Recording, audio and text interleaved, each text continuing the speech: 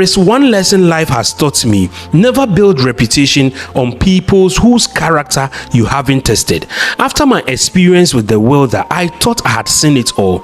I was wrong. This next incident nearly brought me to tears. I work with the company as a general manager. The name of the company is TF Entertainment and Event.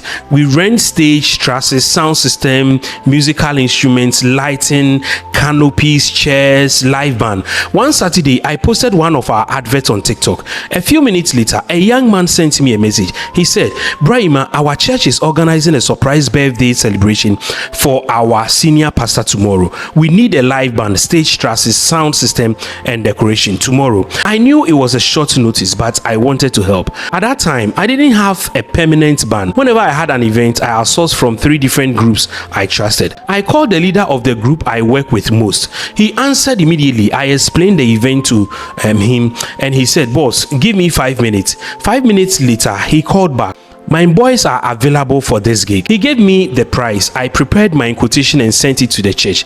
The church approved everything. They paid me in full. Immediately, I mobilized my team and we moved our sound equipment, stage trusses, the decoration and everything to the church. Everything was going on smoothly.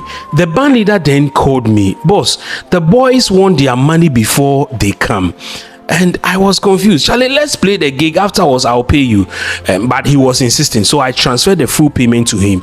He confirmed he has received the money. I relaxed. The next day was the event. By midday, I called him. "Boss, where are you and the guys?"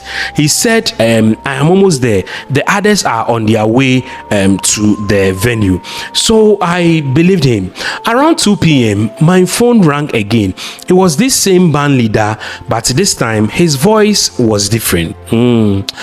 He said, "Brahima, we've changed our minds." I got curious and I was like, "Why?" I asked, "Change your mind about what?" Then he said something that shocked me. According to this band leader, the pastor we are going to play the program for is rich. Look at the decoration and the food. Look at the birthday cake. The amount you paid us is too small. If you want us to play, pay us double.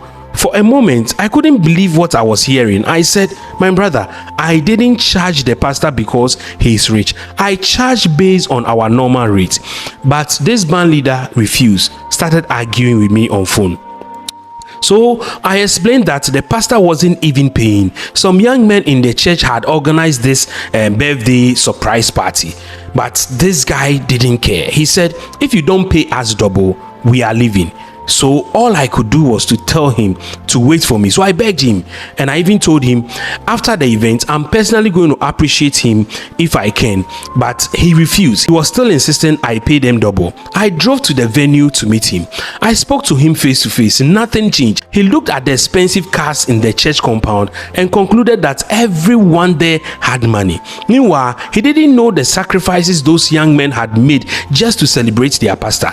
I left briefly to go home and return before the program starts. On my way home, my sound engineer called me. His voice was shaking. "Boss, the band leader and the guys, they've left the venue." I almost lost control of the steering wheel. I turned the car around immediately. As I drove back, I kept calling this band leader. He ignored every call.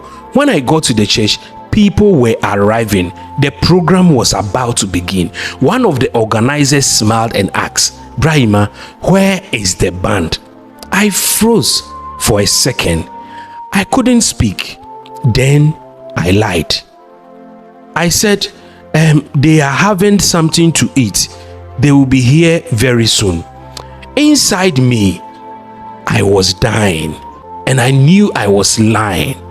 I quickly started calling every band leader I know.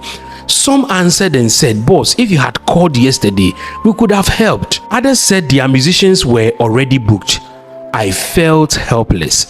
Then the MC made an announcement. Since the live band is not ready, the church band will lead us in praise and worship. That moment, my eyes were filled with tears, not because I was losing money, but because my name was on the line. I had promised these people professionalism. Now I was standing there feeling like I had failed them. Finally, I gathered the courage and called the young man who had hired me. I told him the whole story. To my surprise, he didn't insult me. He simply said, "Brahima, don't worry. We saw the ban ourselves today. We know this wasn't your fault." Some church members and other people who contributed wanted a refund. Others wanted half of their money back. I agreed immediately. The church's own band played. The service continued. The celebration was beautiful. After everything ended, I apologized to them. They forgave me, but I never forgave myself for trusting people whose character I hadn't tested. As for the band leader, he thought he had outsmarted me. He refused to refund my money. He even laughed when I called, but life has a way of teaching lessons.